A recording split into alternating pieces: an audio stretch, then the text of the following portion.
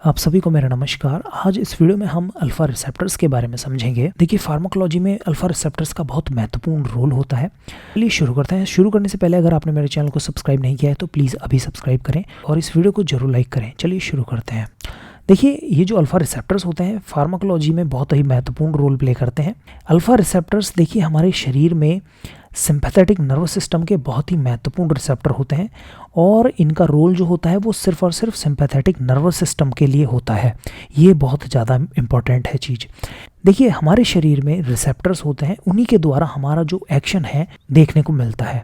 देखिए, जिस तरीके से स्विच होते हैं, लाइट ऑन करनी है तो उसके लिए स्विच अलग होता है, या फिर फ़ैन ऑन करना है तो उसके लिए स्विच अलग होता है। तो इसी तरीके से रिसेप्टर्स होते हैं हमारी बॉडी में, उन्हीं के एक्शन जो है हमारे शरीर में देखने को मिलते हैं।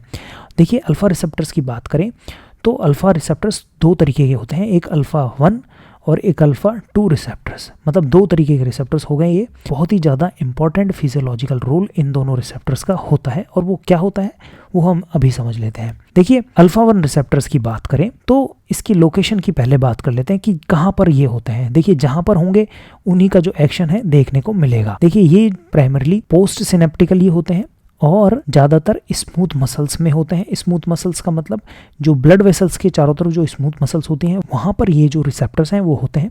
इसके अलावा आइरिस डायलेटर मसल्स में होते हैं और मेल रिप्रोडक्टिव सिस्टम में होते हैं। तो तीन जगह पर इंपॉर्टेंट इनका जो है लोकेशन होता है।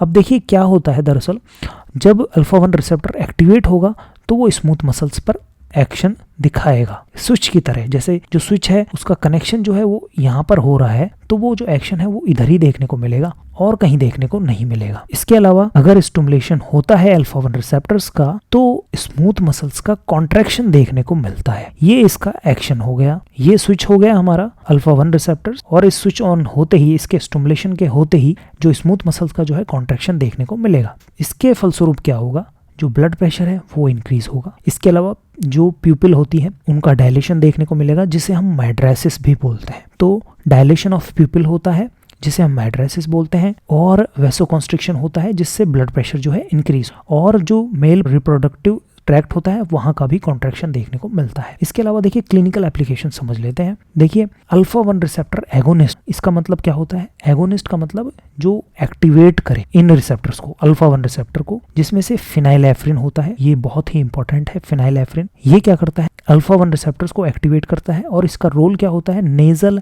डीकंजेस्टेंट होता है। जो हमारे जुखाम के दौरान जब हमारी नाक जो है वो थोड़ी रुकावट हो जाती है तो उसमें इस दवा का उपयोग जो है किया जाता है फिनाइलेफ्रिन का। इसके अलावा ब्लड प्रेशर को इंक्रीज करने में इसका उपयोग किया जाता है जब भी हाइपोटेंशन कंडीशन होती है। हाइपोटेंशन क्या होती है?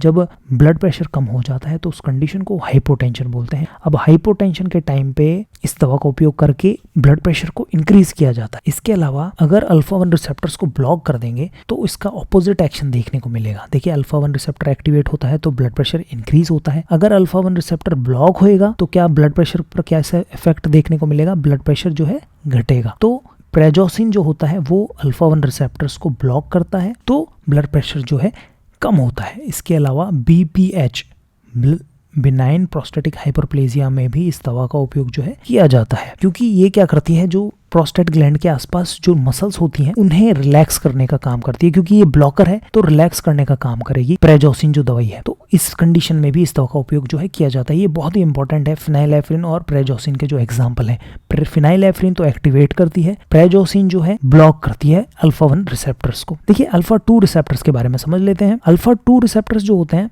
वो प्री सिनेप्टिकली पाए जाते हैं। मतलब इसका जो एक्शन है जो सिंपैथेटिक नर्वस सिस्टम की एक्टिविटी को कंट्रोल करने का, तो एक रिवर्स एक्शन देखने को मिलता है। कैसे होता है? देखिए, बहुत इंपॉर्टेंट है ये समझना। कई बार ये समझ में नहीं आता। प्री सिनेप्टिकली इसका पोजीशन होता है। तो इससे क्या होता है, अगर अल्फा 2 रिसेप्टर्स एक्टिवेट हुआ तो वो क्या करेगा, जो सिंपैथेटिक नर्वस सिस्टम है उसे कंट्रोल करेगा। ऑपोजिट एक्शन देखने को मिलेगा जैसा हम यहाँ पर देखते हैं। यहाँ पर हम समझते हैं, देखिए स्टिमुलेशन हुआ अल्फा 2 रिसेप्टर्स का तो इससे क्या होगा, जो न्यूरोट्रांसमीटर का जो रिलीज है वो इनहिबिट होगा और जो सिंपैथेटिक सिस्टम का आउटफ्लो है वो डिक्रीज होगा। मैंने बताया कि ऑपोजिट एक्शन देखने को मिलता है। इसके अलावा देखिए वैसोडाइल्यूशन होगा। वो अल्फा 1 रिसेप्टर क्या करता है, वैसो कॉन्स्ट्रिक्शन करता है, लेकिन अल्फा 2 रिसेप्टर क्या करता है, वैसो डायल्यूशन करता है। इसके अलावा देखिए अल्फा 2 एगोनिस्ट पाया जाता है। एगोनिस्ट मतलब एक्टिवेट करना। अल्फा 2 को अगर कोई दवाई एक्टिवेट करेगी वो होती है क्लोनिडीन। ये बहुत इंपॉर्टेंट है। क्लोनिडीन जो है अल्फा 2 रिसेप्टर्स को एक्टिवेट करती है, तो उससे क्या होता है, जो सिंपैथेटिक एक्टिविटी होती है हमारे नर्वस सिस्टम की वो रिड्यूस हो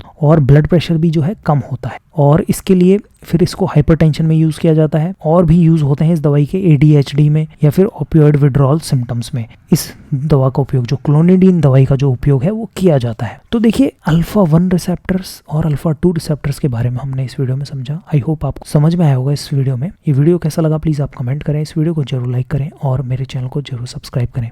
ये वीडियो देखने के लिए धन्यवाद।